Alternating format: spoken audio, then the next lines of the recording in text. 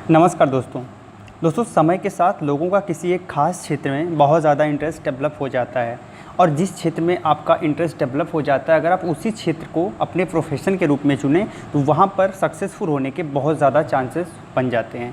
तो guys finally अगर आपका इंटरेस्ट कंप्यूटर में बहुत ज़्यादा है तो आप कंप्यूटर इंजीनियर बनने के बारे में सोच सकते हैं। और आज के इस वीडियो में हम इसी टॉपिक पर डिस्कस कर रहे हैं।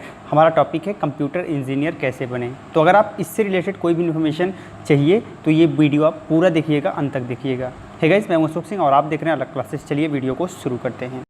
हमेशा अपडेट रहने के लिए सब्सक्राइब करें और फिर बेल आइकॉन पर क्लिक करें। बेसिकली जब भी बात आती है कंप्यूटर इंजीनियर बनने की तो दो टाइप के कंप्यूटर इंजीनियर होते हैं। जो पहला टाइप होता है वो होता है सॉफ्टवेयर इंजीनियर एंड सेकंड होता है हार्डवेयर इंजीनियर।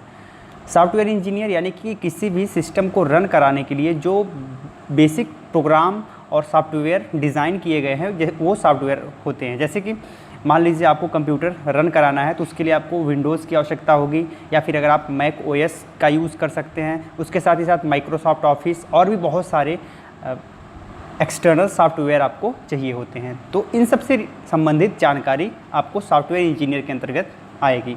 सेकेंड है हार्डवेयर इंजीनियर।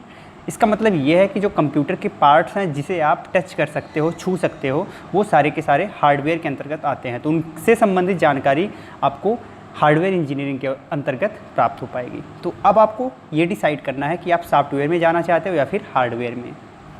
फाइनली अगर आपने ये डिसाइड कर लिया है तो आपको बताते हैं कि सबसे पहले आपको 12th पास करना पड़ेगा फिजिक्स, केमिस्ट्री, मैथ के साथ। अच्छा परसेंट अगर आपका यहाँ पर है तो बहुत अच्छी बात है। तो प्रयास करिएगा कि 60% एटलीस्ट आपका 12th में आ जाए। और हाँ, मैथ ज़रूर आपको लेना है। इसके साथ ही साथ आगे कुछ एंट्रेंस एग्ज़ाम होते हैं जो कि आप दे सकते हैं यहाँ पर एंट्री लेने के लिए। जैसे सबसे पॉपुलर एंट्रेंस एग्ज़ाम जो पूरे नेशनल लेवल का होता है वो है जेईई मेंस और जेईई एडवांस।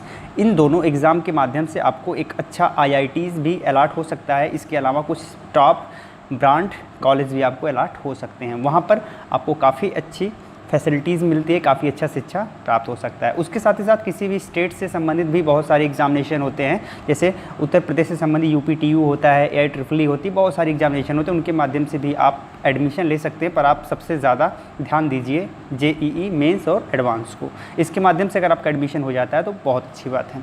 फाइनली जब आपका एडमिशन होता है तो आपको जो कोर्स करना पड़ता है उसे बोलते हैं बीटेक। तो यहाँ पर बीटेक में आपको कंप्यूटर साइंस चुनना पड़ेगा। कंप्यूटर साइंस यहाँ पर फिर आपको एक बार ध्यान देना है कि जब आप कोर्स का चुनाव कर रहे हैं तो आपको ध्यान रखना है कि आप सॉफ्टवेयर में जाना चाहते हैं या फिर हार्डवेयर में, तो उससे संबंधित ही कोर्स का चुनाव करें। अगर हम बीटेक की बात करें तो ये 4 वर्ष का कोर्स है और लगभग 8 सेमेस्टर में इसका एग्ज़ाम क्लियर आपको करना पड़ता है। उसके बाद फाइनली आपको सर्टिफिकेट मिल पाता है। तो ये चीज़ें एक बेसिक है बीटेक से संबंधित।